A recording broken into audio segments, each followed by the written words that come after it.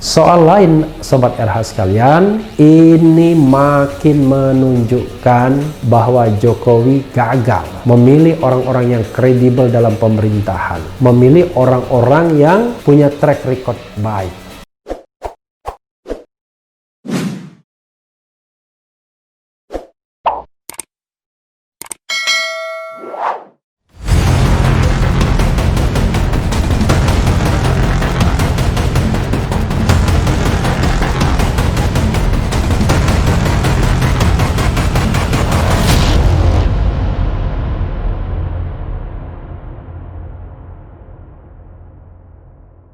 Assalamualaikum warahmatullahi wabarakatuh, Sobat RH sekalian. Jumpa lagi kita di channel yang keren ini, Keren Cadas. Hari ini ada berita yang hangat, sungguh hangat. Pagi tadi tiba-tiba istri saya memberi kabar bahwa Menteri Kelautan dan Perikanan Edi Prabowo ditangkap KPK. Ini ada beberapa berita ya.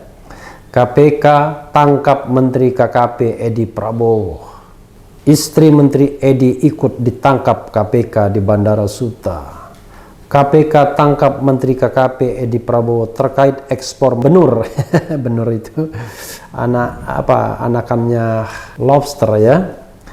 Kemudian ada juga penangkapan Menteri Edi adalah pukulan telak bagi Prabowo Gerindra. Netizen .2, makanya jangan berkhianat. Ada juga Arief Puyono seperti biasanya. Edi ditangkap KPK, tamat cita-cita Prabowo presiden. Kita bacakan ya beritanya apa dan nanti kita ulas. KPK tangkap Menteri KKP Edi Prabowo sebagaimana dilansir oleh CNN Indonesia. Jakarta, CNN Indonesia. Menteri Kelautan dan Perikanan Edi Prabowo ditangkap Komisi Pemberantasan Korupsi KPK pada Rabu 25 November dini hari waktu Indonesia bagian Barat. Informasi awal, Edi ditangkap lembaga anti rasuah di kantornya, Kementerian Kelautan dan Perikanan Jakarta, usai kunjungan kerja ke Amerika Serikat AS. Enak sekali ya, ini kunjungan yang terakhirnya berarti. Namun Wakil Ketua KPK Nurul Gufron mengklarifikasi bahwa Menteri Edi Prabowo ditangkap di Bandara Soekarno-Hatta. Edi ditangkap atas dugaan tindak pidana korupsi. Wakil Ketua KPK Nawawi Pomolango membenarkan penangkapan terhadap Edi Prabowo. Benar, kita telah mengamankan sejumlah orang pada malam dan dini hari tadi, kata Nawawi kepada cnnindonesia.com Rabu 25 November. Konfirmasi penangkapan Edi juga dibenarkan sumber cnnindonesia.com di KPK. OTT di KKP, ujar sumber cnnindonesia.com saat dikonfirmasi. Belum diketahui kasus dugaan korupsi yang menjerat Menteri Edi, namun diduga terkait dengan tugas-tugasnya sebagai Menteri KKP ya. Kita bacakan juga soal benur tadi ya. KPK tangkap Menteri KKP Edi Prabowo terkait ekspor benur, CNN Indonesia. Jakarta, CNN Indonesia. Komisi Pemberantasan Korupsi KPK menangkap Menteri KKP Edi Prabowo terkait dengan dugaan korupsi ekspor benur atau benih udang, lobster ya. Wakil Ketua KPK Nurul Gufron mengatakan pihaknya mengamankan menteri tersebut terkait dengan dugaan korupsi ekspor benur. Benar, KPK tangkap berkaitan ekspor benur, kata Gufron ketika dikonfirmasi cnnindonesia.com Rabu 25 November. Diketahui, KPK menangkap Menteri KKP Edi Prabowo dengan sejumlah orang, termasuk istrinya pada Rabu dini hari 25 November. Edi baru saja melakukan kunjungan dari Amerika Serikat. Ya, Sobat RH sekalian ya, lagi-lagi Menteri Jokowi ditangkap KPK. Sama seperti zaman SBY juga begitu. Kita tahu zaman SBY ada Andi Malarangeng, ada Jero Wacik ya. Zaman Jokowi kemarin ada Sekjen Golkar, siapa ya? Sekjen Golkar dari Sulawesi Selatan ya. Sekjen Golkar dari mantan Sekjen Golkar sekarang ya. dari Sulawesi Selatan. Lalu kita juga ada Edi Prabowo sekarang. Ini luar biasa ya, bagaimana korupsi itu masih merajalela di seputar kekuasaan. Itu baru menyebut menteri. Belum kalau kita menyebut di seputar kekuasaan lainnya. Misalnya ketua umum partai. Pada era SBY ada Anas Urbaningrum. Kemudian ada juga Romah Hormuzi pada era Jokowi. Ada juga Setia Novanto pada era Jokowi. Coba bayangkan. Nah, dari sini ada beberapa hal yang perlu dicatat ya, Sobat RH sekalian. Ya, banyak hal.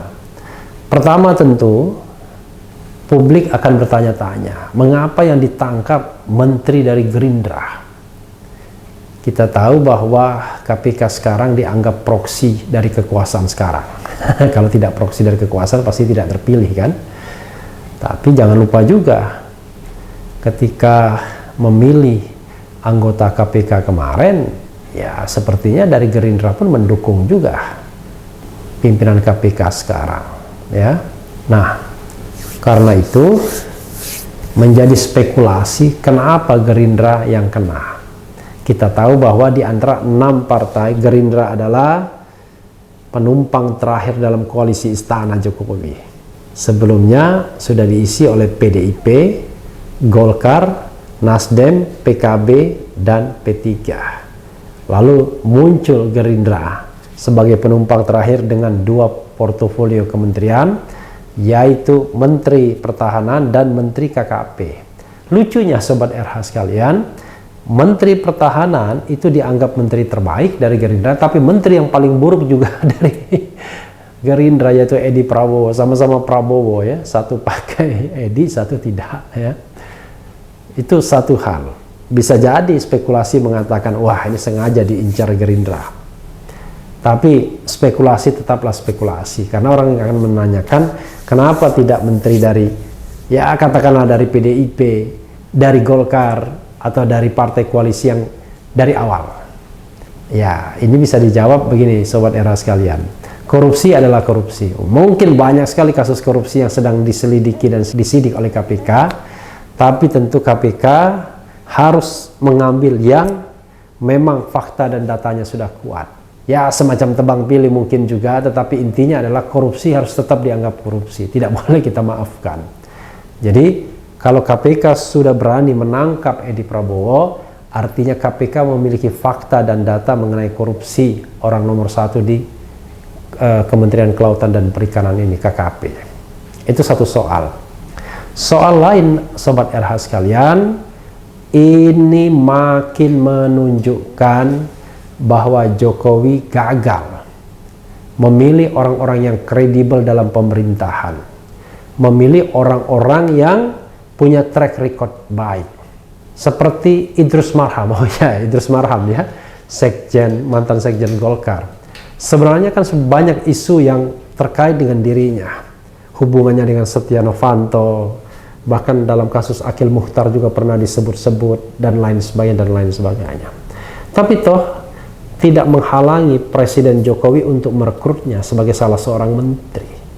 Sama dengan Setia Novanto yang banyak isunya sebelumnya, tapi tidak menghalangi niat Presiden Jokowi untuk menjadikannya mitra aliansi. Bahkan konon Setia Novanto banyak mengerjakan kepentingan Jokowi. Nah, dari sini makin terlihat komitmen anti korupsi Presiden Jokowi sangat-sangatlah lemah. Sama seperti saya mengatakan bahwa tidak ada presiden yang menunjukkan determinasi dalam proses pemberantasan korupsi. Tidak juga SBY, tidak juga Megawati, tidak juga Gus Dur, dan tidak juga Habibie. Semuanya bermasalah dengan isu-isu korupsi. Pada era pemerintahan Megawati, isu korupsi yang menyeruak adalah soal BLBI, soal penjualan Indosat. Zaman Gus Dur sebelumnya ada Brunei Gate dan Bulog Gate. Zaman Habibie itu adalah zaman peralihan, tapi banyak sekali keuangan yang tidak pada tempatnya, tidak benar penggunaannya. Ya paling tidak ada dana-dana off budget pada waktu itu, dana-dana non budgeter yang beredar di mana-mana. Kalau zaman Orde Baru kita tidak usah bilang.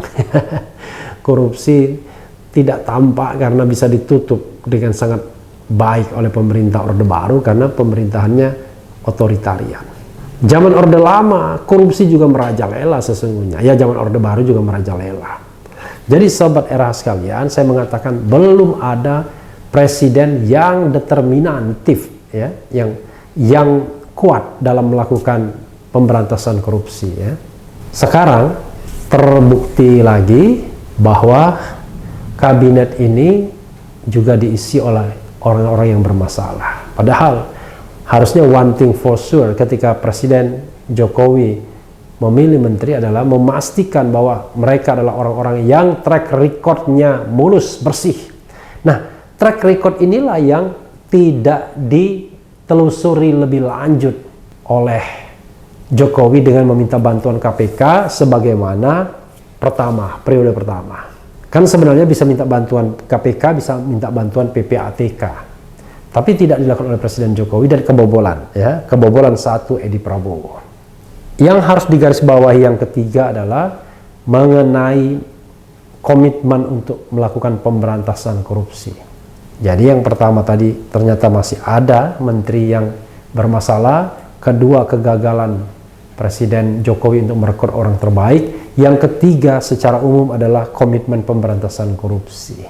Lagi-lagi barangkali kita sibuk dengan isu-isu FPI, penurunan baliho, kembang yang diberikan kepada Dudung Abdurrahman dan lain sebagainya, dan sudah mulai lupa dengan isu substantif kita, yaitu korupsi di seputar atau lingkar istana atau lingkar kekuasaan.